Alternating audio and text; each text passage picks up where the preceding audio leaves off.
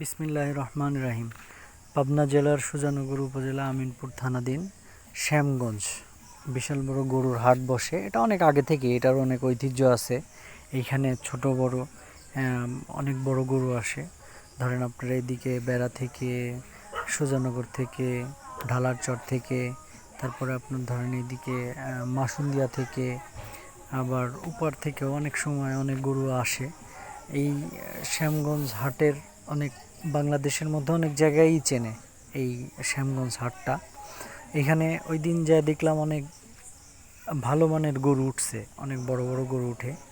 প্রায় 2 লাখ, 2.5 লাখ, 3 লাখ, 4 লাখ, 5 লাখ টাকা পর্যন্ত গরু এখানে বিক্রি হচ্ছে।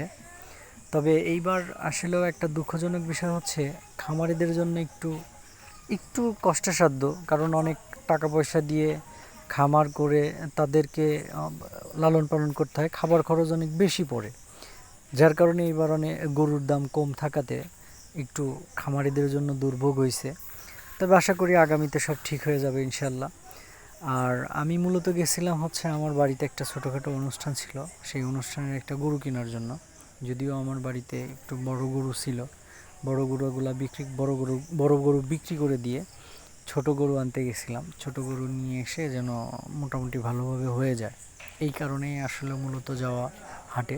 তো ভাবলাম যে দর্শকদের জন্য আমাদের এই শ্যামগঞ্জ হাটটা একটু পরিচয় করে দেওয়া উচিত, যার কারণে এই যে আপনাদের সামনে নিয়ে আসলাম আমাদের এই গরুর হাটটা।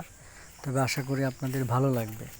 আমার শুধু একটা কথাই বলা, যে আমরা যেন যারা ছোটোখাটো খামারি আছি, আমাদের যদি ধরেন খাবারের দামটা একটু যদি সরকারের পক্ষ থেকে বা কোনোভাবেই যদি একটু নিয়ন্ত্রণে আনা যায়, তাহলে আমাদের জন্য এটা একটা লাভজনক ব্যবসা।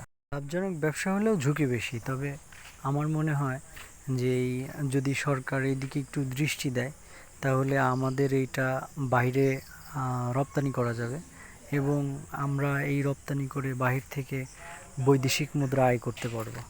তো আমাদের এই হাটটা আপনাদের কেমন লাগলো, যদি আপনারা আমাদেরকে কমেন্টসে জানাইতেন এবং লাইক দিতেন, শেয়ার করতেন এবং সাবস্ক্রাইব করতেন, তাহলে আমি হয়তো বা একটু উৎসাহিত হইতাম।